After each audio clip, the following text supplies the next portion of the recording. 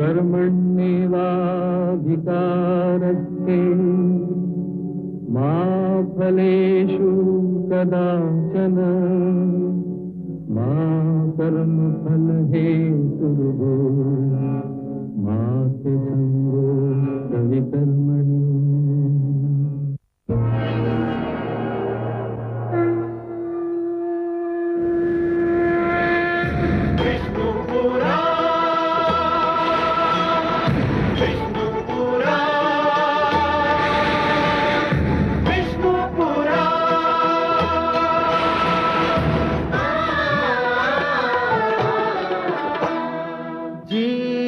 ज्ञान ब्रह्म ज्ञान अथ श्री विष्णु पुराण ओम की कथा महान जय श्री विष्णु पुराण विष्णु पुराण विष्णु पुराण विष्णु पुराण प्रगटे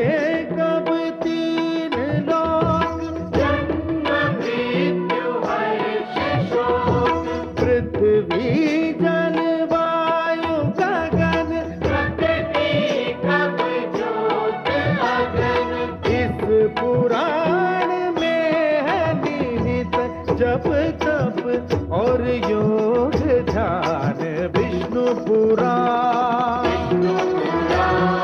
विष्णु पुराण विष्णु पुराण। मैं माँ हूँ, धरती माँ। कथा बहुत रोचक होती जा रही है।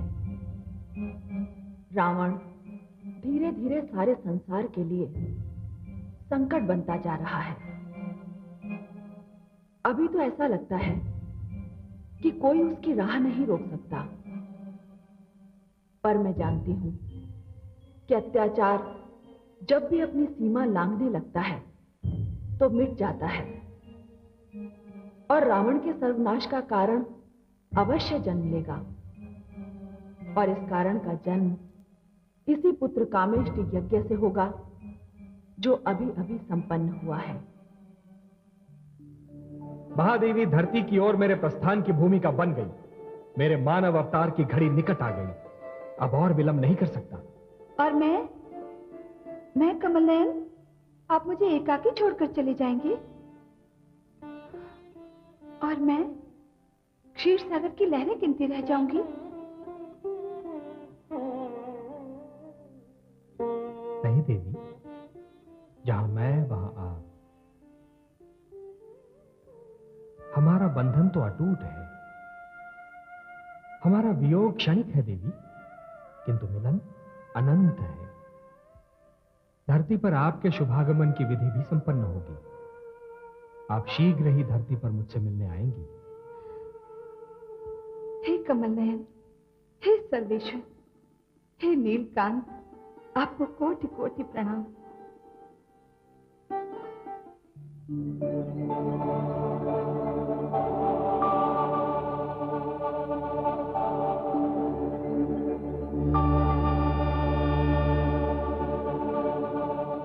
स्वामी, स्वामी, स्वामी, इतना व्यस्त तो मैंने आपको पहले कभी नहीं देखा स्वामी। भाग्य लेख लिखना तो आपका नित्य का कार्य है, परंतु आज किसका भाग्य लिख रहे हैं आप, जो आप स्वयं अपने ही लिखे में खो गए? आपको जो कष्ट हुआ उसके लिए मैं क्षमा चाहता हूं देवी, किंतु आपने सत्य ही कहा कि मैं स्वयं अपने लिखे में ही खोसा गया था। उसी का तो कारण जानना चाहती हूँ मैं। आज किसका भाग्य लिख रहे हैं आप? हे देवी, धरती पर 3 नारियां पुत्रों को जन्म देने वाली हैं। मुझे भाग्य तो समस्त पुत्रों का लिखना था, परंतु उसमें से एक अर्थात कौशल्या पुत्र का भाग्य रचते रचते मैं स्वयं आनंद विभोर होकर उसमें खो गया। हे देवी, कौशल्या पुत्र राम मानव रूप में वो देवता होगा जो मानव के परस्पर संबंधों का उदाहरण प्रस्तुत करेगा, ऐसा उदाहरण जो पहले किसी ने प्रस्तुत नहीं किया। हां देवी, मानव संबंधों की ऐसी परिभाषा, ऐसी व्याख्या जो युगों युगों तक मानवता का मार्गदर्शन करती रहेगी। राजा दशरथ की तीनों रानियां गर्भवती हैं।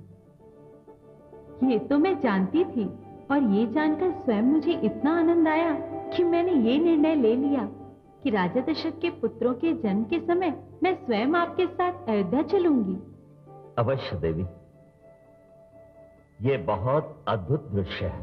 देख रही हूँ स्वामी, राजा दशरथ की तीनों रानियां अपने गर्भवती होने का समाचार एक दूसरे को सुनाना चाहती हैं, परंतु लाज ने उनकी वाणी पर अंकुश लगा रखा है।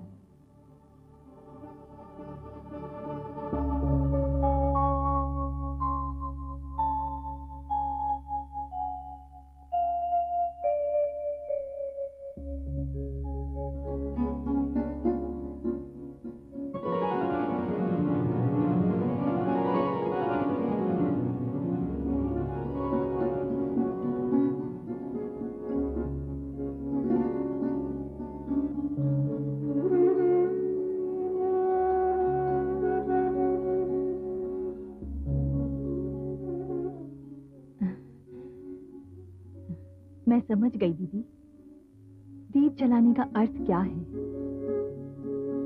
आपकी अनुमति हो तो मैं भी एक दीप जलाऊं?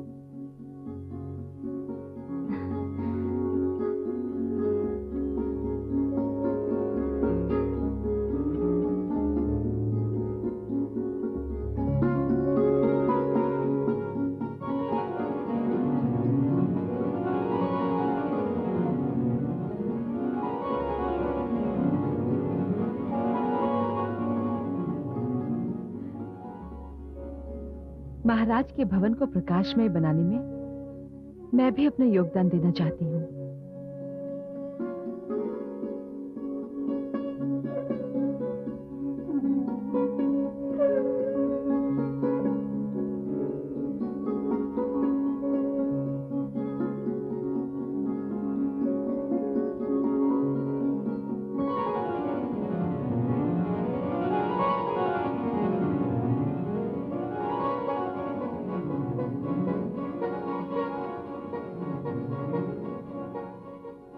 महारानी सुमित्रा, तनिक देखो तो सही, कैकेयी का मुख कैसा दमक रहा है। मेरी तो आंख नहीं ठहर पा रही इसके सुंदर मुखड़े पर। आप दोनों ये इसलिए कह रही हैं क्योंकि आपके नेत्र अपना अपना मुख नहीं देख सकते। मैं देख सकती हूँ कि आप दोनों के मुखड़े अपने अद्भुत प्रकाश से मुझे चकाचौंध किए दे रहे हैं।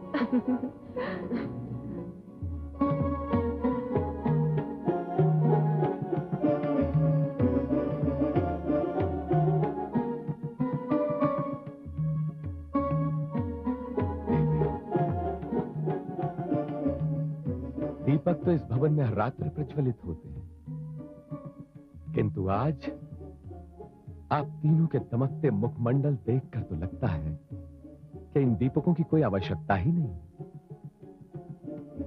आज इस भवन में ऐसा उजाला है मानो धरती पर सूर्य और चंद्रमा उतर आए। महाराज, यदि नहीं उतरे तो उतरने वाले हैं। आपकी तीनों रानियां ऐसे सुपुत्रों को जन्म देने वाली हैं जो इस धरती पर सूर्य और चंद्रमा के समान होंगे। आपके पुत्र केवल अयोध्या पर ही नहीं, पूरे संसार पर राज करेंगे। हाँ, ईश्वर करे आपके मुख से निकले शब्द सार्थक हो जाए।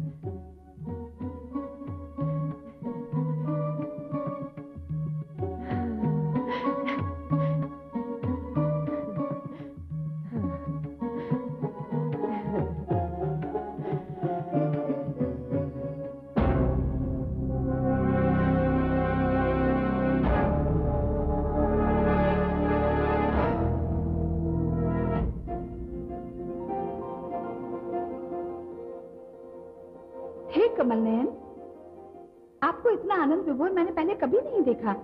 आज तो आप आनंद से झूम रहे हैं। हाँ महादेवी, धरती पर चैत्र मास का आगमन होने वाला है और पृथ्वी पर मेरे आगमन की प्रतीक्षा इसी चैत्र मास में होगी। मेरी मानव लीला का आरंभ होते ही आपको भी अपनी भूमिका निभाने के लिए धरती पर अवतरित होना पड़ेगा। तो मुझे भी उस क्षण की प्रतीक्षा करनी होगी जब राजा जनक अपने हाथों में हल थाम लेंगे।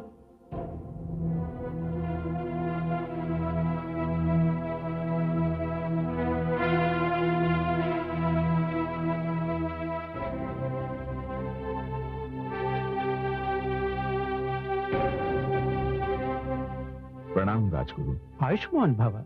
विराजिए।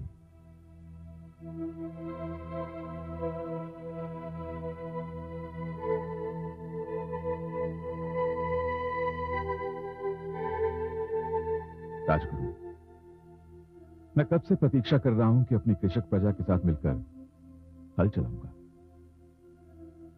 कितने दिन बीत गए, परंतु अभी तक मेरे लिए हल का प्रबंध नहीं किया गया। इस विलंब का कारण क्या है राजगुरु? राजन, आपके लिए हल बनवाने का उत्तरदायित्व महामंत्री ने अपने कंधों पर लिया था और इसके लिए मिथिला के सर्वश्रेष्ठ शिल्पियों को भी बुलवाया था। मैं समझा नहीं राजगुरु, एक हल बनवाने के लिए श्रेष्ठ शिल्पियों की क्या आवश्यकता है?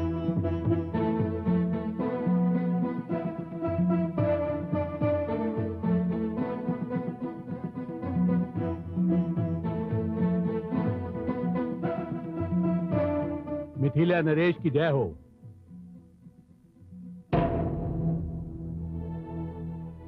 महामंत्री जी, ये क्या है? हल बनवाने में जो विलंब हुआ महाराज, उसके लिए मैं क्षमा चाहता हूँ। मुझे आपके लिए आपकी महिमा को ध्यान में रखकर ये हल बनवाना था। विलंब का यही कारण है महाराज। ये आप क्या परिहास कर रहे हैं महामंत्री जी? भला मैं ये स्वर्ण हल चलाऊंगा? आप राजा हैं, क्या आप साधारण किसानों की भांति साधारण हल चलाएंगे? धिक्कार है, धिक्कार है ऐसे राजा को जो अपने किसानों का दुख और उनकी दुर्दशा को भूलकर स्वयं ये सोने का हल चलाएगा। महामंत्री जी, जब तक मैं अपने राज्य के कृषकों के लिए ऐसा सोने का हल नहीं बनवा पाता, तब तक मैं स्वयं को भी इसका अधिकारी नहीं समझता। जाइए, जाइए और जाकर मेरे लिए भी उसी प्रकार का हल बनवाइए जो मेरे राज्य के कृषक चलाते हैं। जाइए। जो आज्ञा महाराज। चलिए।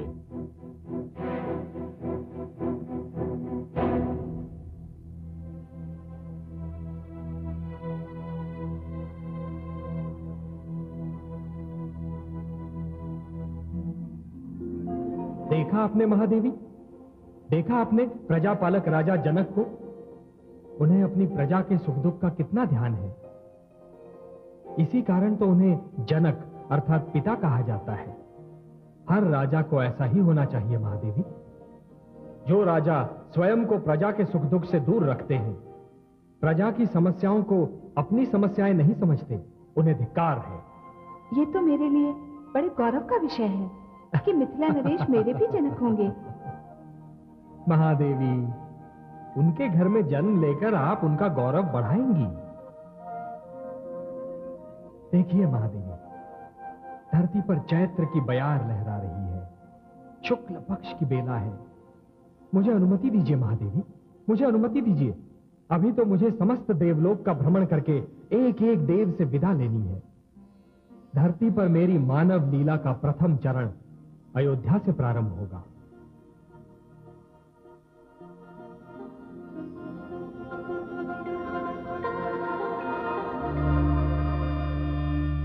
नारायण नारायण।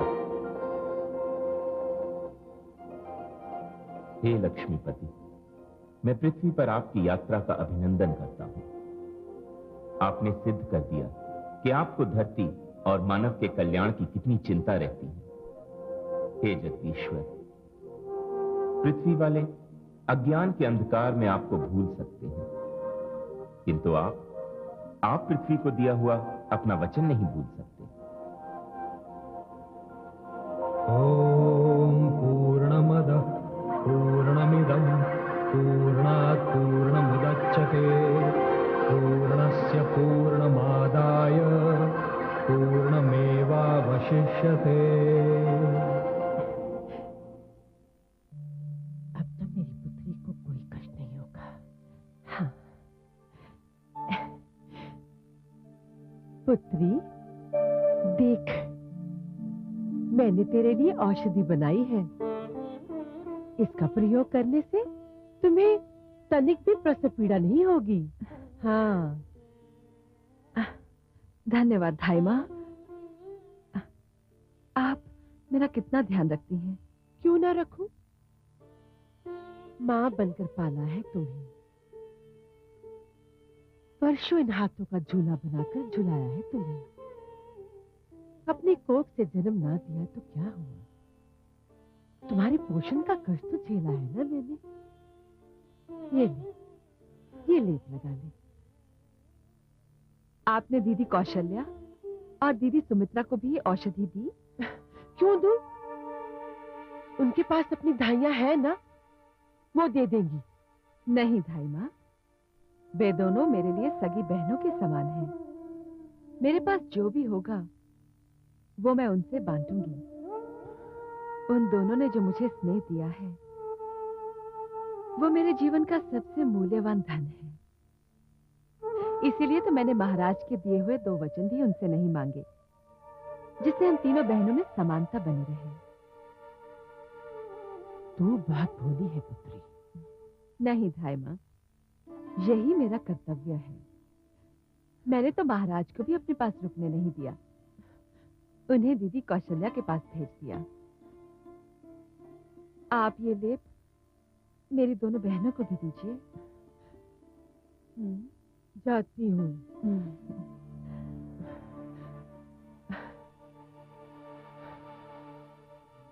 तू तो निरी मूर्ख है पुत्री, परंतु मैं तुझे पटरानी बनाकर ही छोड़ूंगी।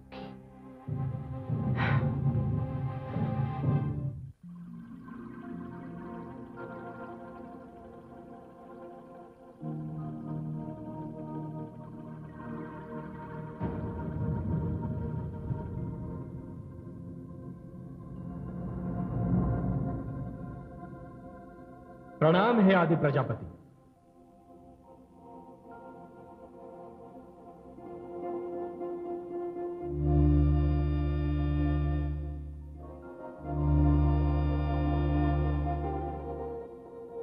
आपके जाने से पृथ्वी का अवश्य कल्याण होगा, किंतु हमारे देवलोक सूने हो जाएंगे। हम तो उस क्षण की प्रतीक्षा करेंगे जब आप मानव लीला समाप्त करके लौटेंगे। हे ब्रह्मा, धरती पर जन्म लेने का आनंद ही कुछ और है। जो कार्य मैं वामन अवतार लेकर पूरा नहीं कर सका, उसे इस अवतार में अवश्य पूरा करूंगा। यह मेरा पूर्ण मानव अवतार है, जिस मानव का स्वयं आपने निर्माण किया है आदि प्रजापति। उस मानव के जीवन के लिए आदर्शों और मूल्यों का निर्माण करने में जा रहा हूं। उसके जीवन के कल्याण के लिए मर्यादा स्थापित करने जा रहा हूं। मुझे विदा दीजिए। हे सर्वेश्वर, धरती आपकी प्रतीक्षा कर रही है।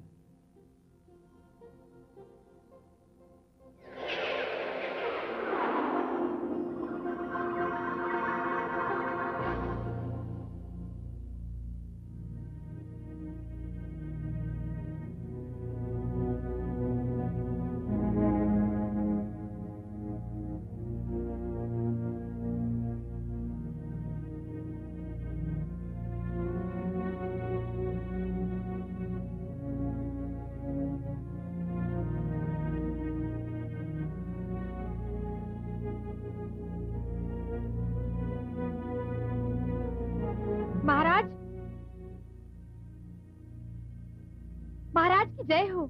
तीनों रानियों को प्रसव पीड़ा आरंभ हो रही है। बधाई हो महाराज, बधाई हो। बधाई हो महाराज, बधाई हो। अभी कुछ समय पूर्व ही जब मैं अपने आश्रम से आपके भवन की ओर आ रहा था तो मैंने एक अद्भुत दृश्य देखा। मलय पवन डोलने लगा, उपवन में फूल खिलने लगे और मुरझाए हुए फूल भी निखरने लगे। अयोध्या के सारे उद्यान लहलहा उठे, आकाश मुस्कुराने लगा और सरयू की लहरें गीत गाने लगी। महाराज, राजन, ऐसा प्रतीत होता है जैसे आपकी रानियां संतान को नहीं, इतिहास को जन्म देने वाली है। इस समय तो मेरी केवल एक ही चिंता है गुरुदेव, कि जो होना है वो कुशलता पूर्वक हो जाए, शिशुओं और माताओं को कोई कष्ट ना हो और वे स्वस्थ रहें। तथास्तु, ऐसा ही होगा महाराज।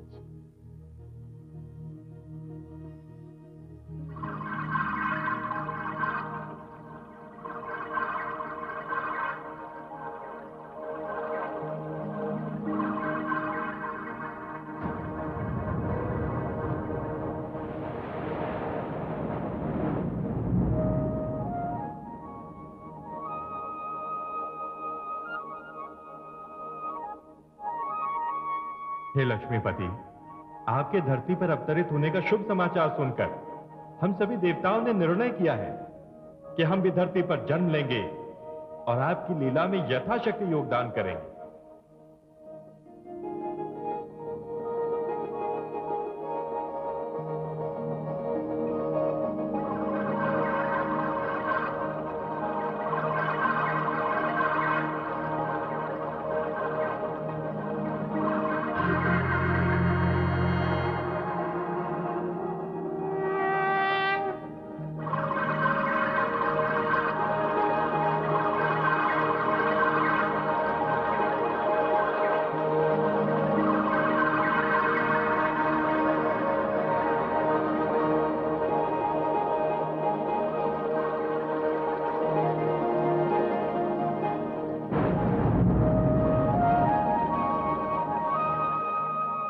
प्रणाम श्रीहरि।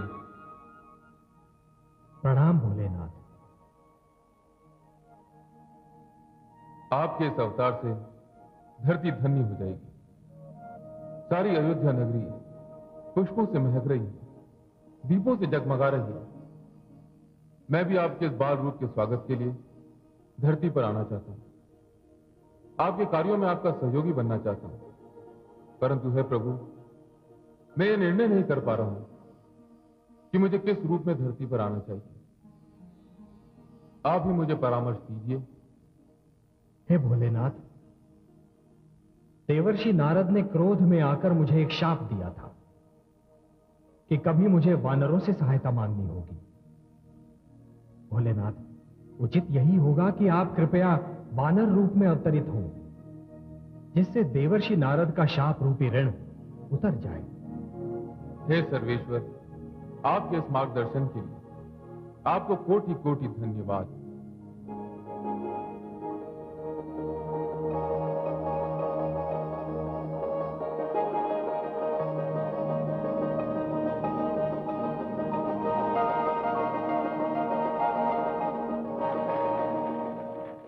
ओम भूर्भुवस्वः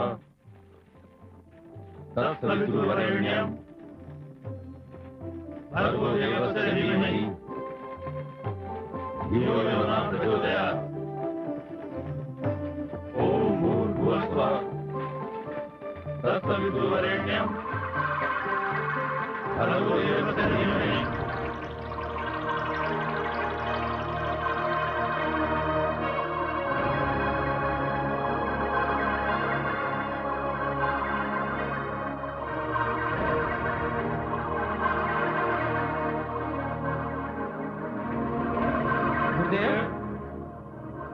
ये तो अद्भुत दृश्य है। ये कैसा चमत्कार है। धरतीवासियों की पुकार सुन ली गई है। ईश्वर धरती पर आ रहे हैं। आओ उनके आगमन का स्वागत करें। शांताकारं शांताकारं भुजगशयनं भुजगशयनं पद्मनाभं पद्मनाभं सुरेशं सुरेशं।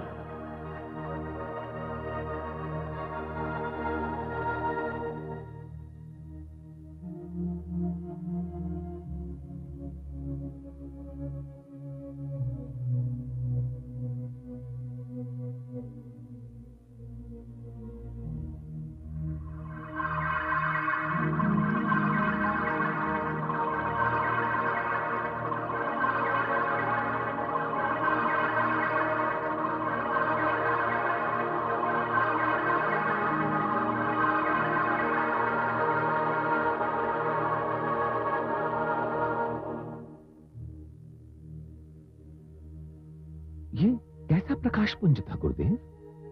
आप लोगों ने देखा? हाँ हाँ महाराज, यह प्रकाश पुंज हमने भी देखा। राजन, ये तो शुभ संकेत है। आपके भवन में कोई महान आत्मा पधारी है। महाराज की जय हो, महाराज की जय हो।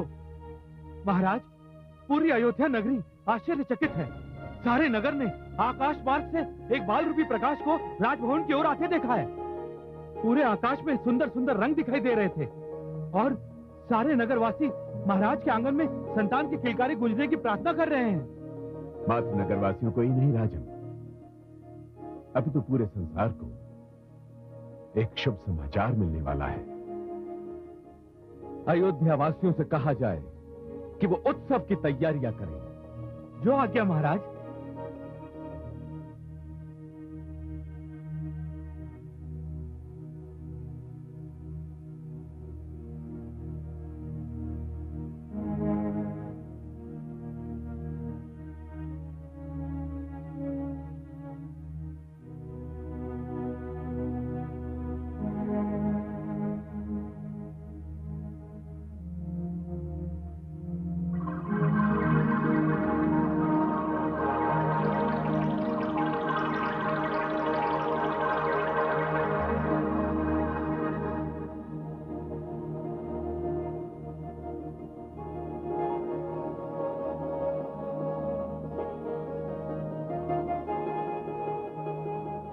कौशल्या, यह मेरा परम सौभाग्य है कि मैं आप जैसी देवी की कोख से जन्म लेने वाला हूं। मैं मानव कल्याण हेतु धरती पर अवतरित हो रहा हूं माता, और आज मेरे हर्ष की कोई सीमा नहीं है। हे माता, ये तो आप स्वयं नहीं जानती कि आप देवी शतरूपा का अवतार है और मेरे पिताश्री स्वयं मनु हैं, जो इस बार महाराज दशरथ बनकर अवतरित हुए हैं। हे माता, मैं इस पृथ्वीलोक के प्रथम पुरुष और प्रथम नारी के घर जन्म ले रहा हूं और आपकी ममता और स्नेह के लिए तरस रहा हूं। हे माता कौशल्या, मैं आप दोनों के पुत्र के रूप में एक आदर्श पुत्र का उदाहरण स्थापित करूंगा और मर्यादा पुरुषोत्तम कहलाऊंगा। मेरा प्रणाम स्वीकार कीजिए माता।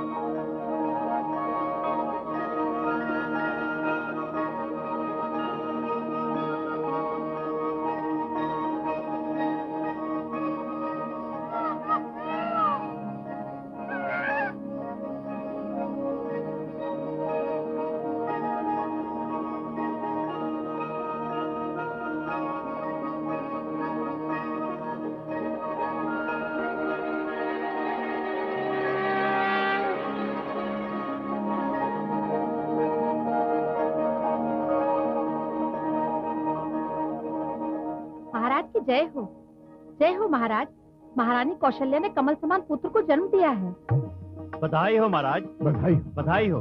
हे महाराज, उनका कक्ष प्रकाश से दमक रहा है और सुगंध से महक रहा है। शीघ्र चलिए।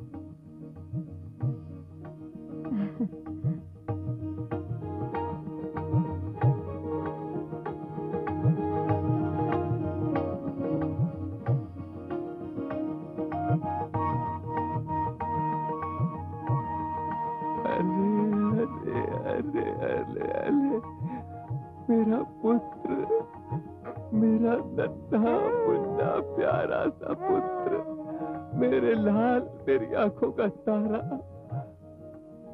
मुझे पिताश्री कहकर पुकारने वाला मेरा पुत्र आ गया। तू हे ईश्वर, हे परमेश्वर, तूने मुझे पुत्र रत्न प्रदान कर मेरे जीवन की अमावस को पूर्णिमा के चंद्र सा जगमगा दिया। मैं धन्य हो गया प्रभु, अयोध्या धन्य हो गई। मेरा पुत्र, मेरा उत्तराधिकारी, मेरे लाल।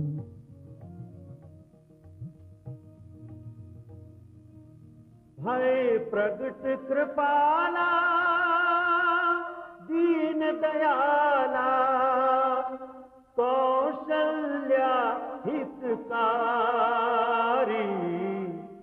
हर्षित महतारी, मुनि मनहारी, अद्भुत रूप विचारी। लोचन अभिरामा, तनु घन श्यामा, निज आयुध भुज चारी। भूषण बनमाला, नयन विशाला, शोभा सिंधु खरारी। प्रिय, देखिए तो हमारा पुत्र कितना सुंदर है।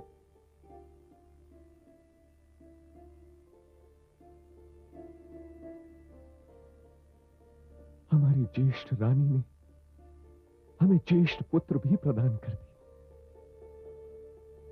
आपने हमारे जीवन को एक सुखद कोलाहल से भर दिया है प्रिय। आपने हमारे रघुकुल को वो दीपक प्रदान कर दिया जिसके प्रकाश में हमारा वंश यहां से आगे बढ़ेगा। प्रिय, आप चाहें तो इस समय हमसे कुछ भी मांग सकती हैं, कुछ भी। मुझे जो मांगना था बिन मांगे मिल गया। आपके अधरों पर जो मुस्कान है, नेत्रों में जो चमक है, मुख पर हर्ष की जो लालिमा है, मैं ईश्वर से वही मांगा करती थी। आज आपको देखा तो लगा भगवान ने मेरी सुन ली, मुझे सब कुछ दे दिया। प्रणाम महाराज, प्रणाम महारानी जी। महर्षि और महामंत्री जी पधारे हैं।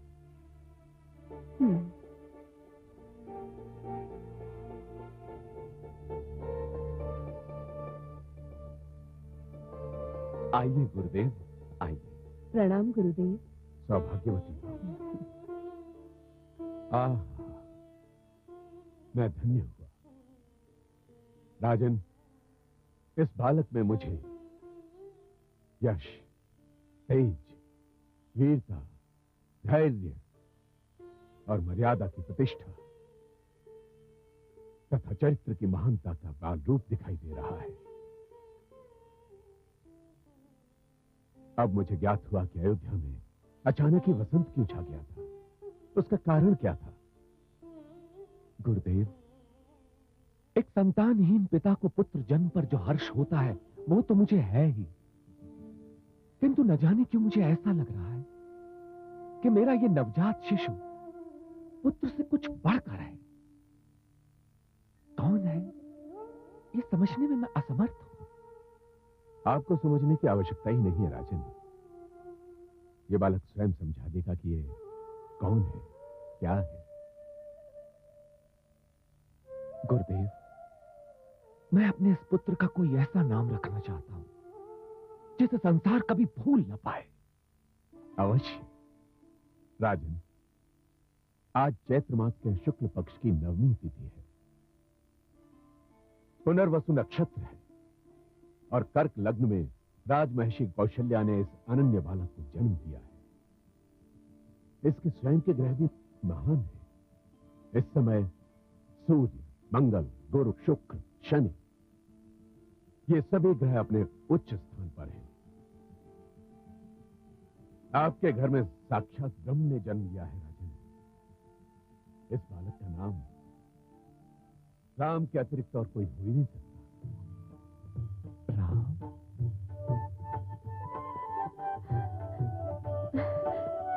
राम, राम।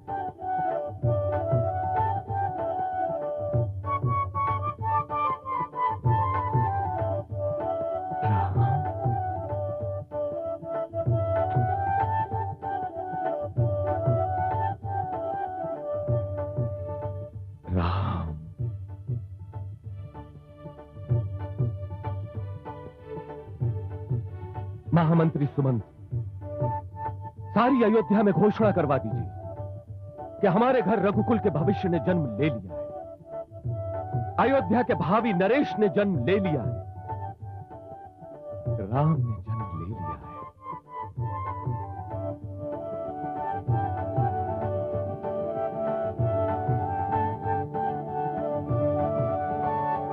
छोटी रानी, राम आ गए। अयोध्या में राम आ गए। हमारी अयोध्या में श्री राम आ गए। राम आ गए? हाँ छोटी रानी, बड़ी रानी ने सूर्य समान पुत्र को जन्म दिया है। अच्छा, सूर्य समान पुत्र? मूर्ख, दीपक को सूर्य कह रही है? सूर्य तो मेरी कैकेयी के गर्भ से उदय होगा। उसने उदय होने में विलंब अवश्य कर दिया है, पर जब वो निकलेगा तो सारे दीपक उसके प्रकाश के आगे मंद पड़ जाएंगे। उसका नाम राम रखा है? हाँ छोटी रानी, महर्षि ने उसका नाम यही रखा है। कितना प्यारा नाम है। हम सब तो ये नाम सुनते ही झूम उठे। राजभवन में चारों ओर राम के ही नाम की माला जप रहे हैं लोग। मुझसे रहा नहीं जा रहा है। मैं भी तो देखूं अपने राम को। मुझसे धैर्य नहीं हो रहा है। चल, मुझे ले चल वहां।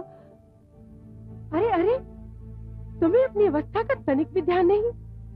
इस अवस्था में ये झटके से उठना बैठना, दौड़ने भागने का प्रयास करना हानिकारक हो सकता है। दाई माँ, इस समय मेरे हर्ष की कोई सीमा नहीं है। मैं अपनी बहन के पुत्र के दर्शन किए बिना नहीं रह सकती। आप जानती हैं राम ने मुझे क्या बना दिया है?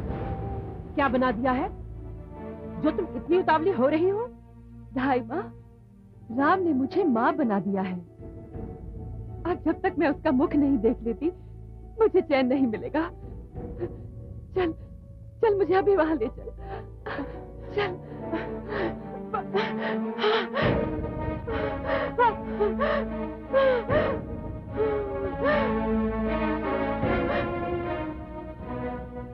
हे ईश्वर, तूने एक बार फिर मेरी प्रार्थना अनसुनी कर दी। मैं तेरे आगे कितना गिड़गिड़ाई कि सबसे पहले संतान मेरी पुत्री को ही देना, किंतु हर समय तुम मेरी प्रार्थना सुनते समय ही बहरा क्यों हो जाता है? परंतु मेरा नाम भी मंत्रा है, मंत्रा। मैं अपनी पुत्री को इस राजभवन में सर्वश्रेष्ठ स्थान दिलाए बिना हार नहीं मानूंगी। और एक दिन मैं ये करके दिखाऊंगी, करके दिखाऊंगी।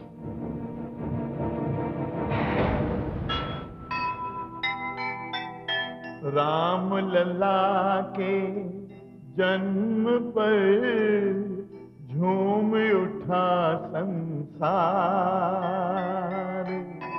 धरती से आकाश तक छाया हर्ष अपार। सुखद सूचना से हुए सब आनंद विभोर। उनको कैसे सहन हो जिनके मन में चोर, जिनके मन में